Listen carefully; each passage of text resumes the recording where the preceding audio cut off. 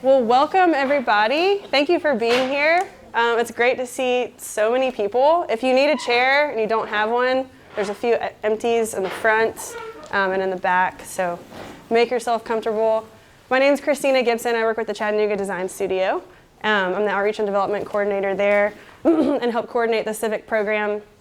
And we are super excited to host this event in partnership with Crabtree Farms. So let's give it up for Crabtree for having us. And before I go any further, also want to give a shout out to the amazing bar and food tonight. So we have Florida Mel, Jay, and Stephanie Martin. Let's give a hand for them. And they have recently opened a meadery, which I think is probably the first and only in the region, in the Chattanooga area. So if you haven't tried mead before, definitely encourage you to go try some of their delicious mead, and they're also selling bottles back there if you want to take some home or get a gift for the holiday. And Chef Kenyatta Ashford, who has had to leave a little bit earlier, but he brought the food, and he really is intentional about trying to source locally from local farms and producers here in the region. And if you haven't tried his food before, or if you want to go out and try it again, he serves at Proof Bar and Incubator on MLK. So let's give it up for Chef Kenyatta. Awesome.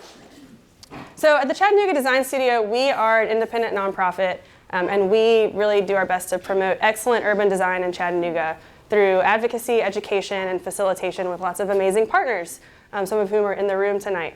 And one of our programs is CIVIQ.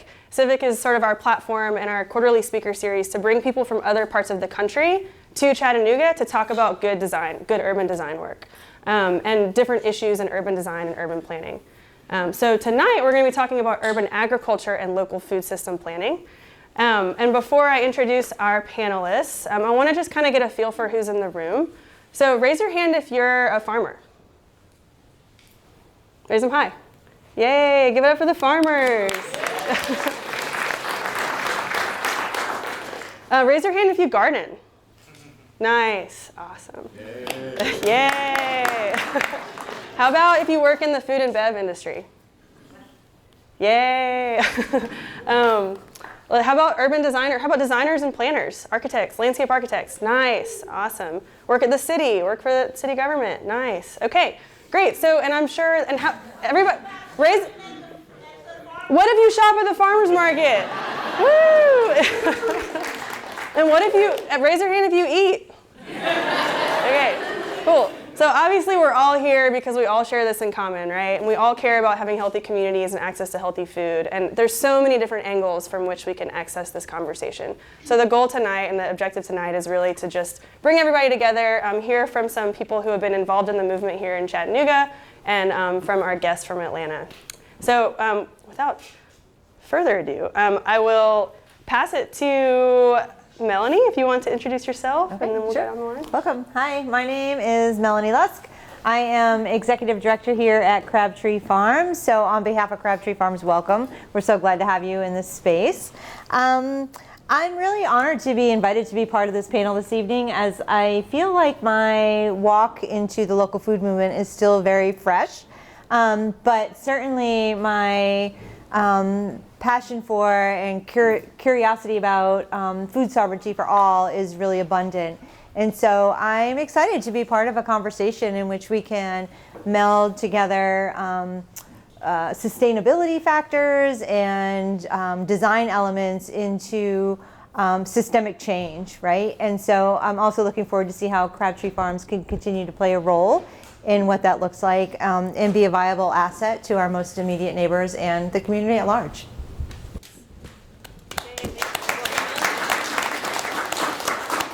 And Bill Resch. Hi, great crowd. I'm not sure why I'm here. I am the branch director for the James A. Henry YMCA. It's our urban services branch. And I'm also the project manager for Pioneering Healthy Communities. You may be thinking, why the why, right? Why are they here? What is the interest of the why around food? We have several. One is access. Pioneering healthy communities means bringing people together to have the same choice being the easy choice. That means if I want to eat healthy, that needs to be accessible to me and affordable to me. The other is around child hunger. And finally, now our next phase is we're working with hospitals and healthcare providers to do a program to initiate food as medicine and correlating what we eat to how healthy we may be. So that's why the why. We care about our community, whether you come through our doors or we come to your community. Nice. Thanks, Bill. Yeah. And then I'd like to introduce our special guest that came from Atlanta tonight, Sarah Brown. Sarah works with Foodwell Alliance in Atlanta. She is the policy and advocacy manager for that organization. And I actually met Sarah. I used to live in Atlanta. I'm from Atlanta, and I met her working in the local food scene in the city of East Point, which is a very small city in southwestern Atlanta, and which she'll talk about. And East Point was selected by the Foodwell Alliance and the Regional Planning Commission in Atlanta to be a pilot city for urban agriculture planning. And she'll tell you more about that. And so where they're actually trying to bake in urban agriculture spaces and conservation of land and local food system into the economic development department and the planning department and really kind of connect those dots. So that's where I met. I met Sarah working in East Point, and very excited to bring her here tonight. She is has a master's from Vermont College of Law, Vermont Law School, so, in food and agriculture law and policy. So a lot of expertise about kind of bringing this conversation up the line. So very excited to have Sarah here tonight. So let's give it up for Sarah. Thank you for that introduction. It's really an honor to be here tonight with all of you and talking to y'all. It's my first time in Chattanooga, and what a welcome. It's really wonderful to see y'all out here and interested in this topic. So thank you so much for coming out and spending a little bit of your time with us. And thanks to our sponsor, Linux Foundation, as well. I forgot to mention. Sorry. Sure. Okay. Okay. Thank you to our sponsors. Which one is? Yeah. Oh, down. Here we go. Okay. So like Christina mentioned, I'm the policy and advocacy manager with a group called Foodwell Alliance. We're a Metro Atlanta-based nonprofit, and our focus really is providing support and resources to local growers with the end goal of really building community around community gardens and urban farms. We do that through three main ways. First, we provide direct resources like grants, tools, workshops, mechanical assistance to farms and gardens. We also host and facilitate events that bring folks out to have an experience with where their local food is coming from. And then most recently, we've started working with local governments around the Metro Atlanta region on our city agriculture planning initiative. And this is really working with municipalities and figuring out how they can start to design policies and programs that support the growth of urban agriculture. So this has really been the focus of my work with Foodwell Alliance over the past 3 years, and mainly what I'm here to share with y'all tonight. So just to kind of ground us, what is a city agriculture plan? It's really a city plan like you would have for any other major issue area like transportation or housing or parks and rec, but it's focused specifically on urban or peri-urban agriculture and then on local food as well. And it's really set up as a set of short-term and long-term recommendations that kind of provide a roadmap for a community to achieve their vision of a sustainable food system on our scale over the next 5 to 10 years or so. So we often get asked, why is this so important? Why plan for this specifically? And I could go on about this for the whole hour. There's really just a myriad of reasons why a formal city agriculture plan can be so beneficial to a community. It promotes the physical and mental health of residents, promotes the vitality of cities, it creates local entrepreneurial opportunities, increasing home values, cultivating environmentally resilient practices. It can improve the resiliency and equity in a city, increasing food access, creating spaces to grow culturally appropriate and diverse foods.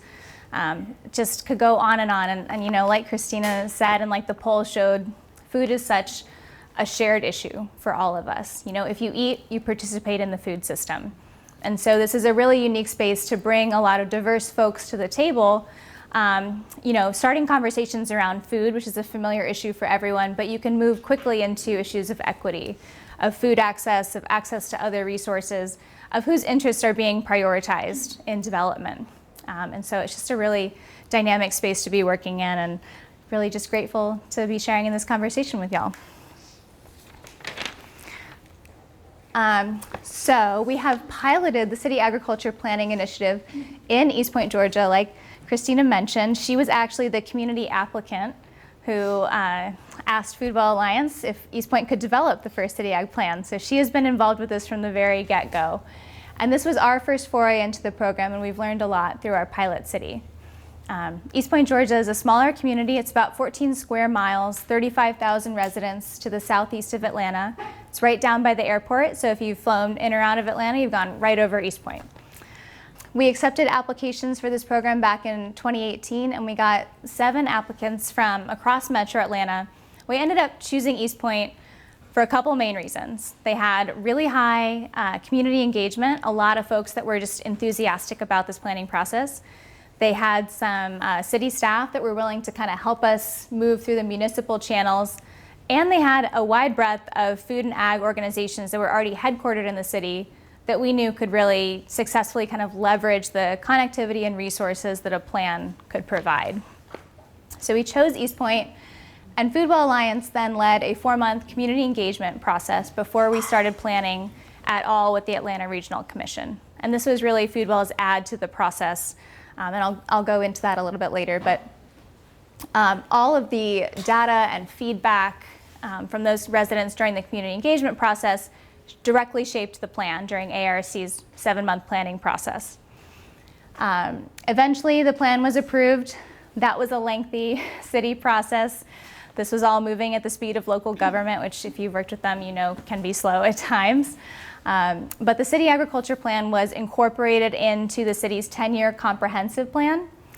And they also approved the formation of a local food system commission. And so with those 2 points, we know that the goals of this plan, urban agriculture, local food priorities, are going to be prioritized kind of in perpetuity and definitely beyond any election cycles in the city, which is really important.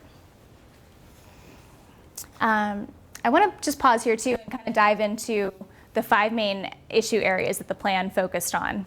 These were directly derived from community priorities, and then they form kind of the backbone of the plan. Each of these contained short-term and long-term recommendations within them, but these were like the main kind of headline pieces of the plan. The first was improving local food access. 91% of East Point's residents live within USDA designated low-income, low-access census tracts. So that's a really shockingly high number and kind of gives a sense of the immediacy of that first planning point. Second was supporting local urban growers. Folks wanted to see economic development incentives to support gardeners and farmers. So that was utility variances, especially around water. It was city procurement goals, things like that. Establishing the formal role of local government. This is at its core a city plan. And so, how do we build in urban agriculture into the planning and zoning code of the city and make sure that that's really prioritized? We focused on ordinances like allowing local food trucks and mobile pantries into residential zones to reach more folks. Right now, the minimum area for a community garden in East Point is a full acre. And so we're trying to get that reduced because that obviously precludes a lot of the kind of in-between spots that could really be used as interesting growing spaces. The fourth main priority was cultivating environmentally resilient practices. So we're working on starting up centralized composting, centralized mulch program, a seed bank in partnership with the East Point Historical Society that focus on like regional heirloom varieties, and of course pollinator protection strategies. And then the last main bucket was really around marketing, which was a surprising priority, I thought, that came from the community. But they wanted to brand East Point as a local food destination and really integrate that into the identity of the city. So after those kind of nuts and bolts of the plan, I just want to zoom out a little bit to big picture and talk about how this really came to fruition. So Foodwell Alliance was started back in 2015, And we received funds from the Cox Foundation, from Cox Communication, and all they really knew is that they wanted to support community gardens and urban farms in Metro Atlanta. How? They didn't know. Take this money, run with it, which is a really unique position for a nonprofit to be in, not having to focus on fundraising. But we wanted to make sure that we were really intentional about how we approached this issue area. And so we did a lot of research. We did a comprehensive survey of 52 urban farms, 300 plus community gardens, and 63 farmers markets in the Metro Atlanta area. And we came up with something called the Local Food Baseline Report that really outlined and dived into a lot of the challenges and opportunities around urban agriculture in Metro Atlanta. And one of the main takeaways from that report was that a major barrier to the success of these organizations was a lack of policies and programs that directly supported their growth. And almost more importantly, a need for them to be at the table when those policies and programs were developed. And so that kind of spurred the conceptualization of this whole city ag plan at first. And then just continuing to be really intentional about it, we actually convened a design table. We're like, what could this look like in actuality? So we brought out 12 local and state food and ag experts, and they met 6 times with a consulting firm who really helped facilitate those conversations and kind of hone in the data afterwards. But they were posed questions like, what is the value proposition of urban agriculture? And what does this bring to communities? If we're going to cities and saying, we think it's really important for you to plan around this specifically, how are we selling that to them? And specifically, what kind of policies and programs do we want you to look at? So that kind of melded into the idea of a local food roadmap. And we eventually realized that we were going to be most effective if we partnered with experts in their own spaces in kind of various aspects of this program. So we linked up with the Atlanta Regional Commission, who's been planning in Metro Atlanta for 75 years, and that kind of rebranded us as the City Agriculture Planning Initiative. We also consulted with Taproot, which was a group focused on asset-based community development, and they really had a lot of experience with that qualitative data gathering and analysis that we focused on in our community asset mapping phase. So Foodwell Alliance's role in all of this was really as kind of partner coordination, facilitation of the process as a whole, and then kind of inserting this community engagement piece into the traditional planning process. And so we had a 4-month community engagement phase before we started planning. We had a bunch of events over the course of that, and it was really to make sure that all the plan's recommendations were rooted in stated community priorities. We had a city bus tour. We had a pitch night where folks actually came out and expressed their interest in serving on the planning steering committee. And residents that were present at that event directly elected 3 members of the steering committee for the planning, which had never been done before through ARC. So a lot of this was just really community driven and led to a really diverse steering committee, which eventually formed the plan. We had 2 urban farmers, a grocery co-op board member, a plant nursery manager, the farmers market manager, and another executive director of a local food and ag organization. And the steering committee ended up being weighted way more heavily on the community side than the city official side, which is not the way it's usually done at all, and presented kind of its own set of unique issues. But it really made this not only a pilot for the program itself, but also a test model for the efficacy of rebalancing some of these formal city planning processes and having it be community-led and city-supported rather than the other way around. So we felt like that was a great success of the program. And with that, I'll hand it over to Bill. Sure you don't have more? I don't think so. Nope. Okay, great. Well, thanks. So I'm here to kind of give a little bit, at least about a 10 to 12-year history of kind of what's been going on. And really it started the conversations really started collaboratively when the YMCA received or was recognized as a pioneering health communities city from the Robert Wood Johnson's Foundation. And at the same time, the health department received a Healthy Kids, Healthy Families initiative grant around the same sort of ideas. And both of us were challenged to bring together community people to address physical activity and nutrition and its effects on and creating the obesity crisis that we found ourselves in across the country, especially in Tennessee, because at that time we were the third most obese state in the country.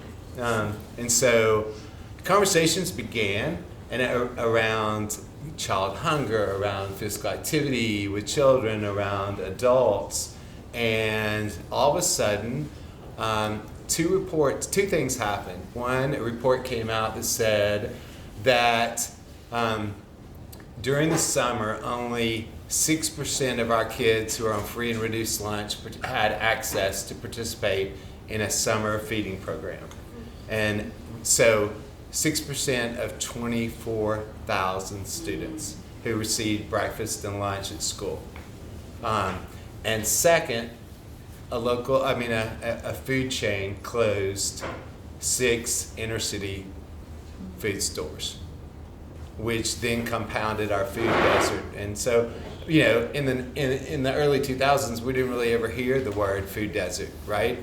And now it's food desert and green space deserts and all these other things that we talk about, because we recognize that these are all contributing factors to our health and the economics of our community, the vibrance of all of our communities, and recognizing that until we look at Chattanooga as a whole, we cannot just look at it in certain districts. We have to look at, do we want to be the city of a tale of two cities, or do we want to be one city where everyone has the same opportunities to be able to thrive and to be healthy and to be actively engaged in their community, right?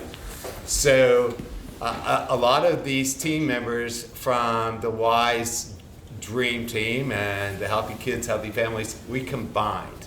And that was essential. We did not want to be operating independently, trying to do the same work, and we recognized that we'd be stronger in numbers. And so we started working towards rectifying at least these two issues. There was some real great movement in the physical activity as far as the Riverwalk and expansion and greenways and pathways, and so we were, and then the bike program. So the physical activity thing was already in motion, but the food part was not. And so, and then with the closing of the stores, that seemed more urgent. And I have to say that the partners all came together to say, what models are out there and what do we need to do to help our residents? And the Chattanooga Mobile Market was really founded out of this movement, and we did it quickly. But we put it in front of the residents through the Healthy Kids, Healthy Families. So we put it in front of neighborhood associations, and they designed it. They decided what was going to be on it. They wanted a full grocery store, not just a vegetable truck. They wanted, if they didn't have access to get to a store, then they needed to be able to buy whatever they could afford, and they needed to be affordable because a lot of them are on limited income. So we raised enough money for 3 years to run this program as kind of a conversation and an immediate response. With the health department, with Benwood, with the city of Chattanooga, with a lot of public and private foundation. You know what? It's really hard to quit something when you start it, right? So here we are 11 years later, and we have a Healthy Corner store inside Patton Towers.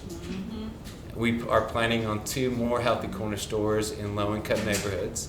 And we're running the mobile market at 12 locations, looking at another 3.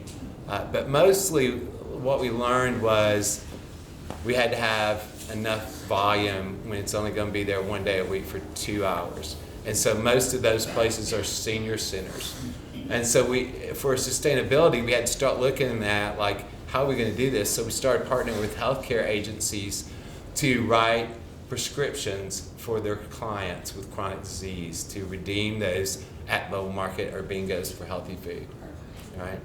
And so now we're looking at taking that further to work with Park Ridge on cardiac patients who've had a heart attack and providing them with a plant-based diet for 12 weeks to see about reducing readmissions into hospitals. And so that's what we're working on right now. Let me just, and something that I am very, very humbled by my staff and all of our volunteers, because we have about 1,000 volunteers a year, is the fact that even during COVID, we served over 400,000 meals to over 4,000 different youth throughout our community. So I was really, really excited about that. But we did that through partners. Let me just say, all of you are here. You have an investment into what we do and where we go and how we get there. It is not about the why. It is not about Crabtree. It's about you and everybody that's here and not here that we need to bring to the table to try. I'm looking at Joel, who is just, I mean, Yeah. what, yeah, right? Like, I'm just like,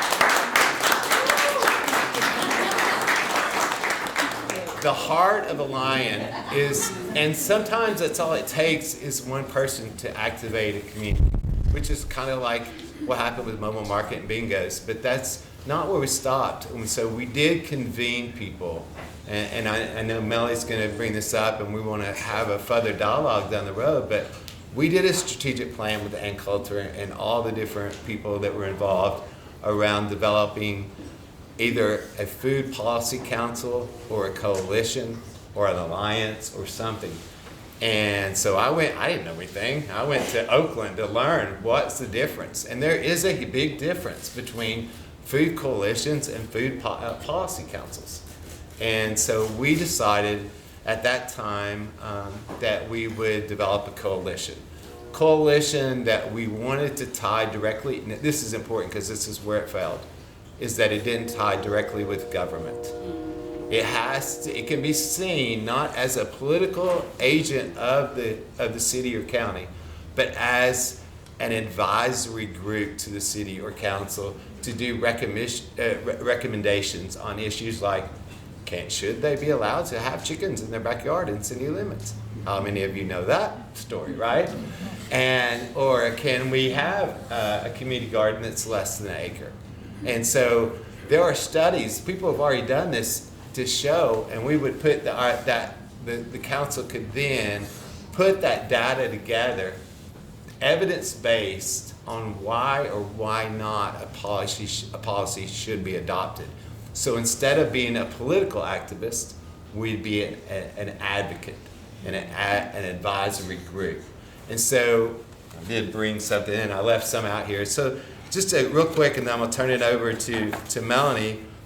But our mission turned it out to be that we would be the Chattanooga-Hamilton County Food Coalition, is to play a proactive role in creating healthy, sustainable, local food economy through education, advocacy, policy development, and collaborations. Does that sound familiar? But really, our vision was that food is our common denominator with all of us. So why can't we all come together to address the issues? Because I don't know about you, I'm fortunate. I can go wherever I want to buy the food that I want. But I assure you that people in certain communities have to shop at corner stores where a gallon of milk will cost $2 to $3 more than going to Walmart or somewhere else. And when you're on EBT or SNAP, so also in this conversation is is the social justice side of things and the equity side versus the promotion of ag and business, and because farmers work hard and they need to be paid for the product because it's amazing, right? And so you have this balance here. How do we do this? And we need to do it together. That's how we do it. And so we hope that maybe one of the actions that will come from today and other things that Melonie has talked about is, where do we go from here? What do we do? Right? So you take us there. Okay. Thank you, Bill. All right, I'm going to actually take a step backwards because I want to go back to what you're saying about food justice and food sovereignty and equity, because they go hand in hand. And so I want to tell everybody a little bit about the history of this particular piece of land, if you don't know it. And this particular piece of land has a really long history in agriculture. We know that indigenous people farm throughout these regions many years ago, most recently the Cherokee Nation. And we also know that with colonization came a new form of agriculture, and this actual land was once part of a 250-acre working plantation. And I like to be transparent about that land because as we continue to talk about where Crabtree Farms is going now, it's a talk about hope, and it's a talk about healing, and it's a talk about equity in food. And I think that's really important just to lay out there. After emancipation, this particular piece of land continued to get chiseled down until eventually there was about a 22-acre piece of land left that was gifted to the city of Chattanooga with the caveat that it remained agricultural. And at that time, a group of folks came forward and said, we want to farm this land, and thus the actual nonprofit that is Crabtree Farms came into play 23 years ago. And over this journey, we have experimented with a variety of forms of agriculture and sustainable agriculture and food production and flower farming, and always education has been woven into the fabric of what's done here at the farm. But most recently, I would say that in the last couple of years, we realized that while over 23 years this farm has been an asset to a particular set of our community, we haven't really been involved with our most immediate neighbors. And here we are in a food apartheid neighborhood and across from Eastlake, which is also a food apartheid neighborhood. And it has come forth to us that while we want to continue to do what people have come to know and love Crabtree Farms for, and we want to gather those friends to walk beside us and start looking at how we can really make the most difference in our neighborhood. And so over the last couple of years, that's really been where our focus is going. And I'm going to give you some examples on that. One is actually how Bill and I finally met is through an initiative called Local Food, Local Places. And so a couple months ago, we applied to the EPA in partnership with the Rossville Boulevard Action Committee and the Ella Library to bring in some technical assistance to sort of have those conversations about what does it mean for local food to potentially play a role in the economic revitalization of a place like Rossville Boulevard and the adjacent neighborhoods. And so this worked out to be a series of pre-conversations, and we gathered a great steering committee and realized that, hey, people really want to roll up their sleeves and work alongside Crabtree and the Boulevard and Ella and kind of engage with our neighbors and see what kind of solutions can come out. And so then in September, we participated in a series of workshops in which the EPA sort of led us through that strategic planning and came up with some goals that we're working on. And so right now, we're in the final stages where we're coming up with an action plan.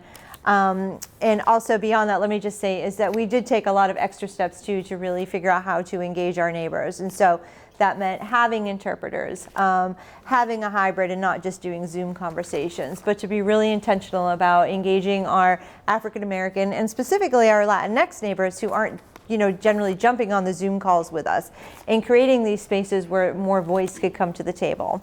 And so at this point, we're working on an action plan that's coming out that focuses basically 3 goals, which is economic growth, including strategies for new and existing businesses. And again, this is all Rossville Boulevard and the adjacent neighborhoods. Access and connections, including connectors to local food producers and nutrient-rich, culturally relevant foods. And the third is really keeping a focus on diversity and opportunity throughout all of these actions. So ensuring sustainable and equitable systems and education around the whole food movement. So to just kind of continue to keep those doors open and continue to engage our most immediate neighbors. Another strategy that we've been able to implement here at Crabtree Farms to engage our neighbors, and I say this again because we were kind of like, oh, what is that behind those gates at the end of 30th Street? It was intimidating to come to the farm. There was no signage. It's like, what do? You just kind of come through that gate and then what? And so just simple things like putting up the signage and bringing back community garden spaces. I don't know if any of you got to kind of walk around a little bit before it got dark out, but behind us over here, we were able to build out 20 community garden beds this year. It's not a huge number, but we did it with intention, right? And so half of those were gifted to residents of 37407, which is essentially East Lake and Clifton Hills. And we also move forward to say, hey, why isn't there some kind of advisory committee, right? So there needs to be some agency for the families that are going to use this. So let's create a little committee, 6 people, half of them have to be from the zip code. And then also with the leadership of our AmeriCorps members this year is we implemented a community potluck with this. And so every month, we have a community potluck where there are educational opportunities for the families that participate. There's youth activities for the children. And what that's evolved into really is this beautiful cross-cultural celebration every month where people come together and break bread and the children play and they learn and we build community. And so this is really the direction of where Crabtree is going and where we want to build out in the future to continue to bring more families to the farm, have their voices heard, have them get actively engaged.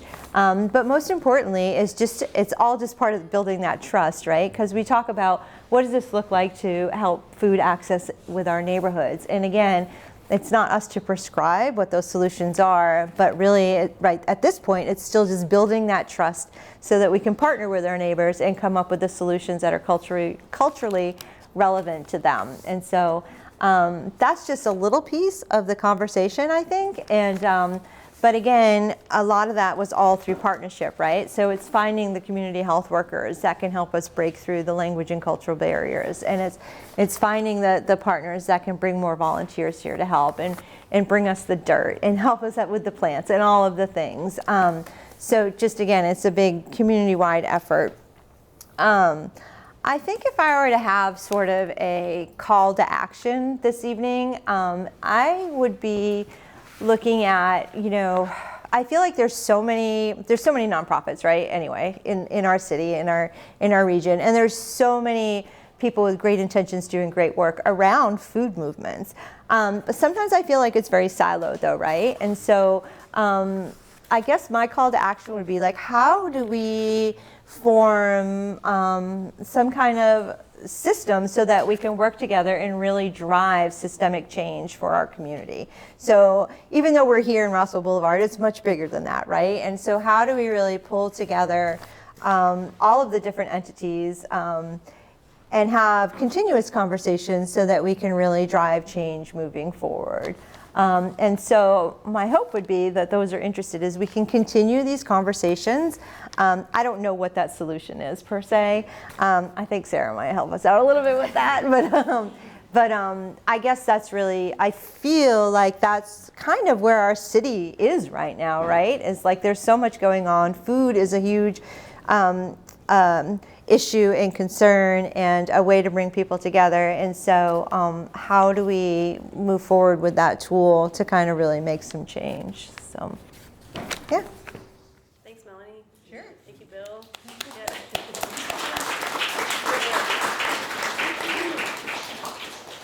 Yeah, y'all are both doing amazing work in this community, and I'm excited to meet more people here that I know are also doing work that could also be up here sharing their projects and programs and initiatives. So, I guess I have lots of questions, and I hope that y'all do too, because I definitely want to leave some time for audience discussion and Q&A. I have one more. You have one more slide? Yeah. Okay, good. Just kind of like big picture. That's right. Yeah. Unless we want to jump right into Q&A, Nope. fine too. Nope, let's go. Thank you. I'll only talk at you for a couple more No, minutes. take your time. Yeah. But I just, as Bill and Melonie were talking, it just sort of spurred this thought in me that what y'all are doing and the stories that you've shared feel like kind of case studies from Chattanooga's local food baseline report, right? Which is like where we started in Atlanta back in 2017 that really spurred this whole process development. And just really having a deep understanding of those challenges and opportunities and the work that's already going on the ground that you can leverage is so key to moving forward in any direction. I don't have the solution, but I do want to share some key learnings that we've taken away from the city agriculture plan process with the hopes that maybe some of these can be helpful for y'all that are organizing in this space. So first, the approach for each community, for us, it's for each small municipality, but for Chattanooga, that might be neighborhood based, needs to be tailored and individualized. And that sounds so obvious, but often it's those really obvious things that we need to learn and relearn and remind ourselves of over and over again. These aren't processes that are easily replicable, moving from place to place, and anything that was like that would be so boilerplate, it would sit on a shelf and not be actionable. So just keeping that in mind, taking time to get to know what's going on in that area, who's leading the work, and whose voices still need to be heard and included. Obviously, this makes the process longer and more complicated, but the results are going to be way more impactful. You know, bringing in folks that don't have experience with coalition building, with local government processes or planning, it adds in an element of like education and time to the process, but it ensures that the right voices are driving those conversations. I really believe that relationship building and raising the issues throughout the planning process is just as important as whatever end product or document comes out. Like having integrity in the process that mirrors what you want to have in the end product is just so important and will keep you on the right path. On the city side, one of my main takeaways from them was that working with community-based organizations opens up these brand new channels of communication that they never had with their constituents and their residents. Every one of these organizations working in the space, every prolific nonprofit in every city has its own network and its reach. And it's amazing what can happen when those come together and you can just reach so many more folks. Rooting recommendations of any plan or coalition goals in stated community priorities builds in an implementation plan. When you do that work up front and you know that those voices have been included, you can get to work right away on any project that comes out of your end product. And then finally for us, establishing a local food-focused city commission really ensured that this was going to be focused on long-term. We also had the fortune to gain some USDA funds for implementation of the plan, and we used a big chunk of that to hire an urban agriculture manager for the city of East Point. So having some really local and focused leadership and someone to kind of manage the day-to-day operations is a game changer, because in coalition building, it's really easy for the messaging to get muddled, right? Like each organization that's coming to the table, they have their own mission and vision. But when you all come together, you really need to establish what the communal goals are. And so having that centralized leadership has been really beneficial. Yeah. And I have a question. So I'm remembering now that I think the city of Atlanta had their first urban agriculture ordinance, 2014-ish. Will Sellers was involved with that? Yes. Right? And so I'm wondering if that's something that's been, and I know you're working in the city of East Point and then hopefully like other cities in the region, but I wonder if having any kind of ordinance in place has been, at least in like Atlanta proper, has been useful, and like if that's been a tool that's helped this movement in the throughout the region and influencing other smaller cities. Absolutely. There's been some language that has come from that's been modeled by other cities, and it continues to grow. They recently passed an addendum to that ordinance allowing farm stands on site at community gardens and farms, so folks would have the opportunity to sell even in residential zones, and just creating that additional revenue stream and engagement opportunity with the community was big. So that ordinance continues to evolve. That was passed back in 2015 when City of Atlanta actually hired their first director of urban ag, and they're now on to their second director, who's a former Foodwell Alliance employee. So that's just a really exciting leadership opportunity as well. And Atlanta is such a leader and a model for the region that a lot of smaller cities like East Point look to City of Atlanta ordinances and leadership for those kind of models. Yeah. I don't think we have one of those in Chattanooga, do we? An urban agriculture ordinance? Does anybody know? Okay, I haven't heard. Okay, I was just curious. And then I was also wondering if you could talk a little bit more about the commission, like who is on that commission? What is that? I know we've talked about sort of the balance of like decision makers at the city level, and then like more of the qualitative experience of people on that commission, and like how that's come together and what you've learned.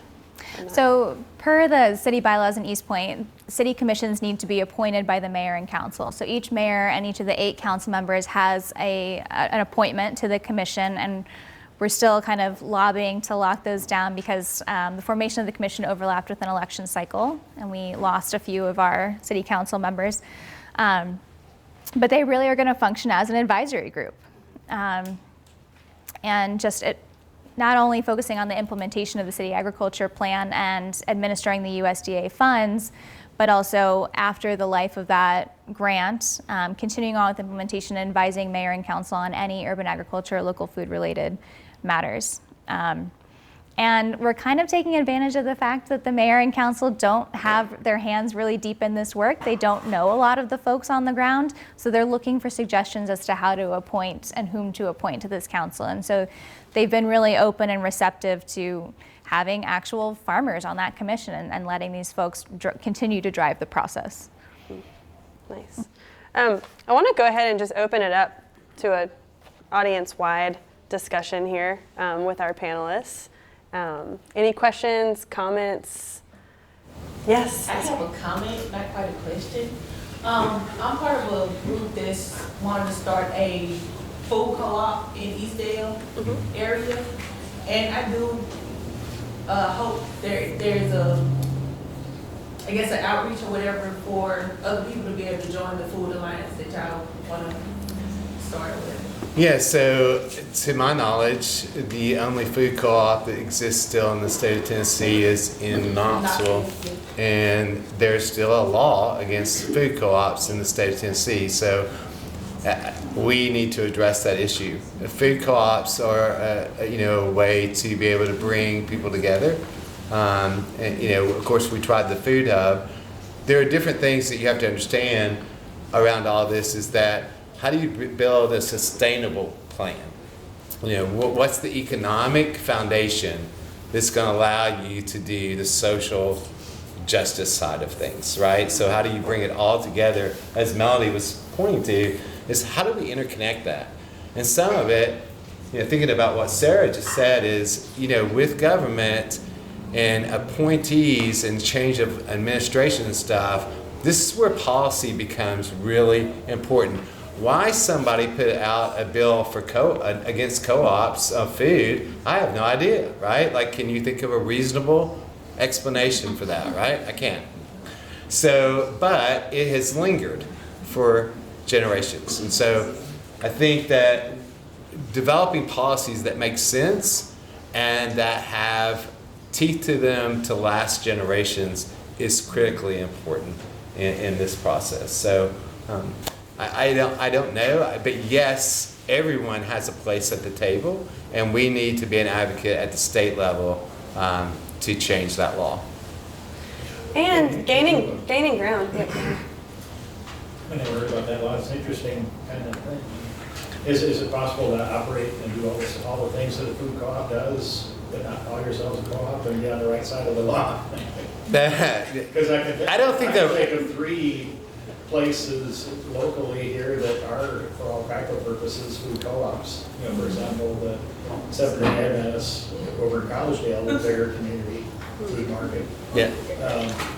So just don't call yourself. Yeah, maybe that's it. I would say this: they're not policing it. I think this would be an easy win for the coalition or anybody that wanted to do it. I don't think that it's just really been set and said, take this off the books. There are things that are just outdated. So, anybody have any? I mean, I could call Bo and see if he'll change it. I'll get Joe to call Bo.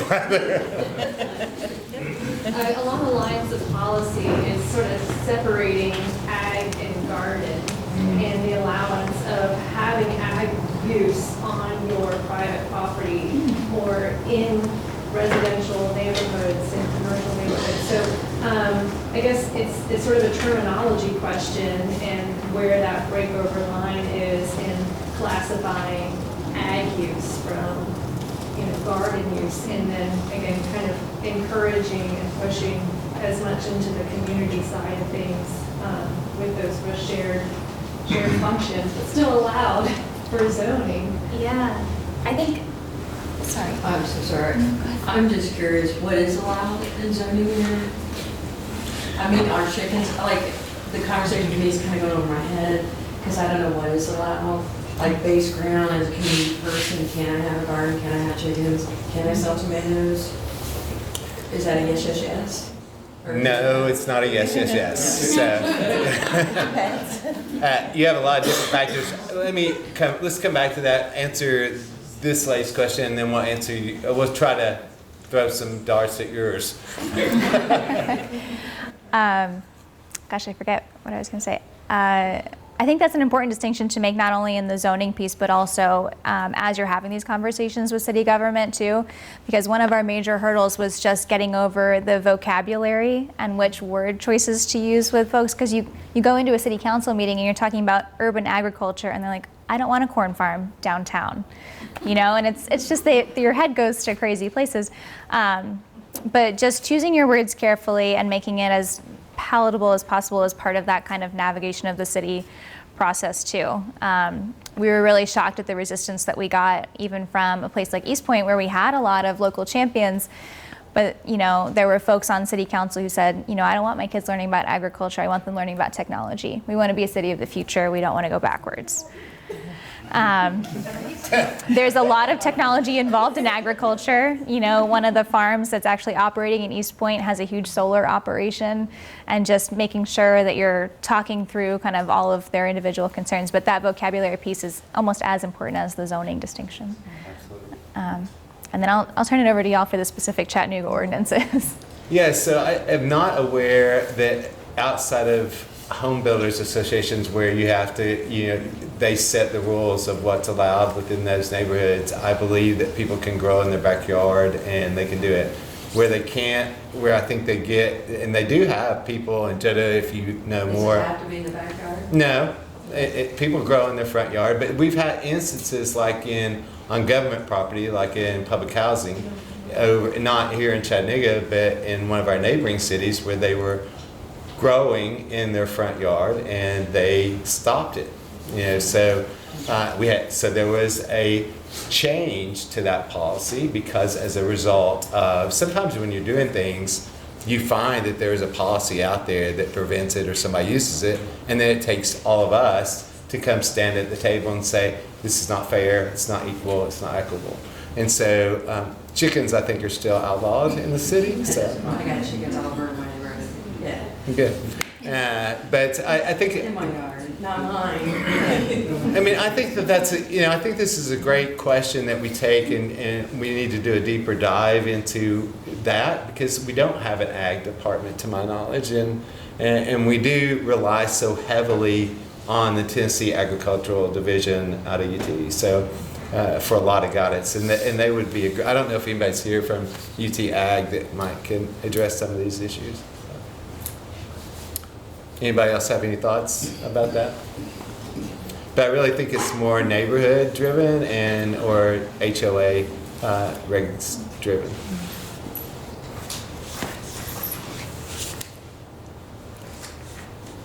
Chickens make great pets and they lay eggs too.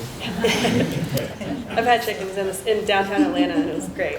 Until they got killed. And a lot of cities have already addressed this issue. Nashville, Memphis, other people have addressed this issue, but they'll always so there's always two sides to certain things, and one of them is the public health side. And as we all have experienced for the past 24 months almost. And so you have to take all those things into consideration as you're, I think Sarah's point is so critical no matter who or what happens, and that is the language we use with the people who make the decisions.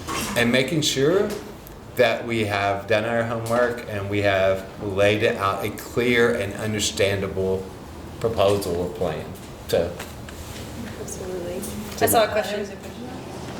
I'm from Life Spring Community Health. We're a free and charitable clinic downtown. And I just wanted to say thank you so much to Phil and Melonie for partnering with us, because you really are changing the lives of our patient families. We're able to give out those vouchers to Bingo's in the mobile market when we meet with our families and do care coordination and recognize that they need access to food. And when they are in public housing or renting and they can't grow, we get to bring our patient families here to Crabtree, and they can grow their own food and harvest and be a part of this community, and it has truly been transformational. So we really are grateful for you. Well, thank you from both of us, if you don't mind. But let me draw a real quick point to this.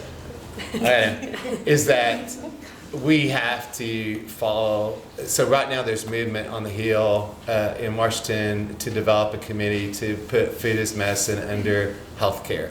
That means until we can get doctors to prescribe it and insurances to pay for it. So here in Chattanooga, we're just part of over 1,000 different cities across the country that are doing something like this to create the foundation. California's already moved to it, so their version of TennCare is now already adopted food as medicine to be reimbursed. And so that's why we're doing this. And we're just fortunate to have people like LifeSpring and SIMPA and other people that are willing to put their dollars behind it for their clients. So really, the effort, the applause goes to all of you. So thank you.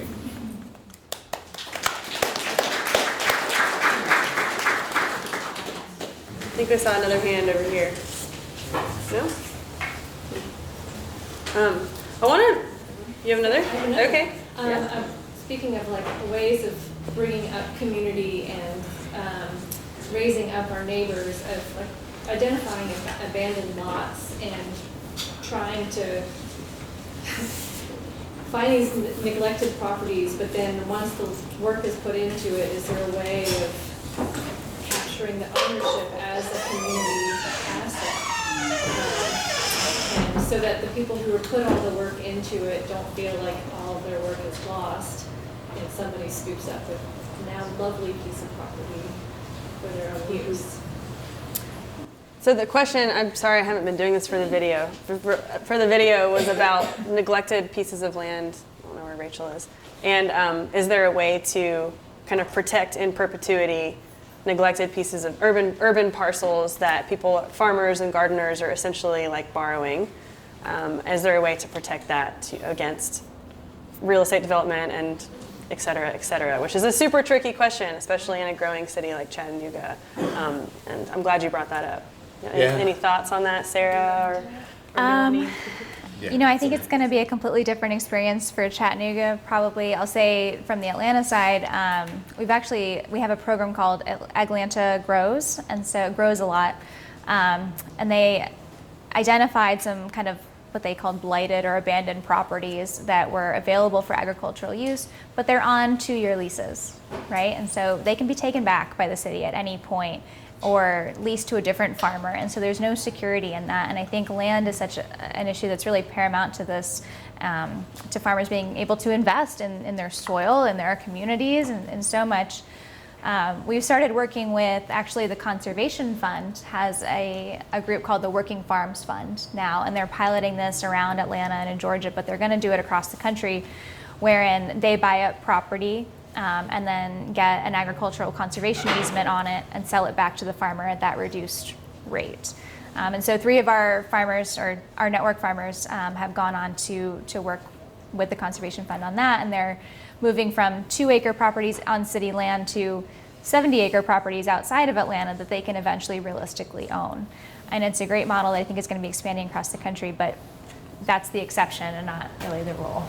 Yeah, and there's another avenue called community land trusts, similar to public land trusts, is where you do look at, some of that is more directed at housing and taking up blighted houses and redoing them, and then being able to do home ownership. But the same principle in community land trust can be established for this as well. She's exactly right. And CNE has done some of that study around here, so we know that we have an issue, and working with our government again on issues like that to get it turned over. Is there any kind of networks for funding or grants that you really highly recommend? Question for the video is, are there any networks for funding or grants that they recommend? Oh, great. For what?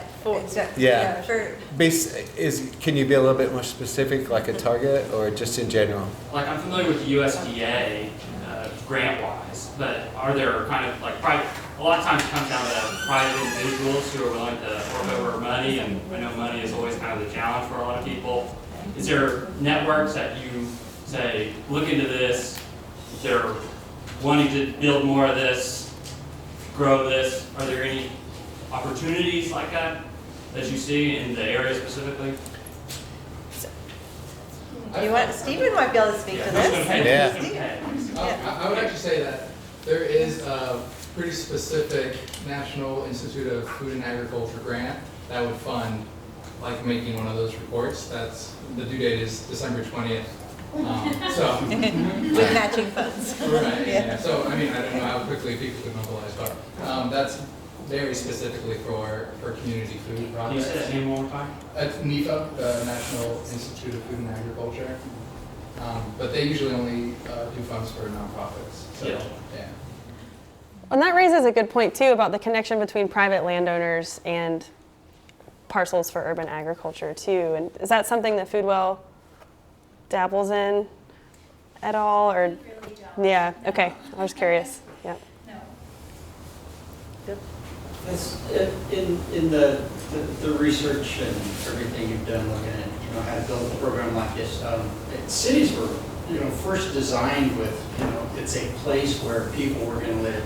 X amount was going to be set aside for churches, X amount for sewage, X amount for schools, right? As we look at cities getting larger and larger, is there an idea of a ratio or a proportion of agricultural activity within a city or adjacent to a city that should be considered as, if you're going to zone for people, Right. like, what are they going to eat? That's a really interesting question. You're actually the second person to pose something like that to me. One of our Alliance members asked me, how much of the green space in Metro Atlanta that we serve is actually used for food production.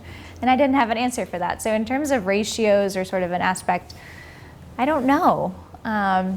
But I think that it needs to be really intentionally incorporated into every new development, right? Because the pressures that are facing Atlanta are pretty ubiquitous across any rapidly developing urban center like Chattanooga, but population growth drives quick development decisions, and that puts pressure, and they prioritize that development over park space or food production space or livable space even. And so making sure that those are being factored in. We're working with a community, Alpharetta, right now towards the north of Atlanta, that is requiring green space and a community garden in every new apartment complex development in their town. And so you can really put pressure on the city to kind of advocate for that as the bidding process comes through them for new development projects and things. But in terms of like a ratio, I haven't thought about that. That's a really good question. Yeah.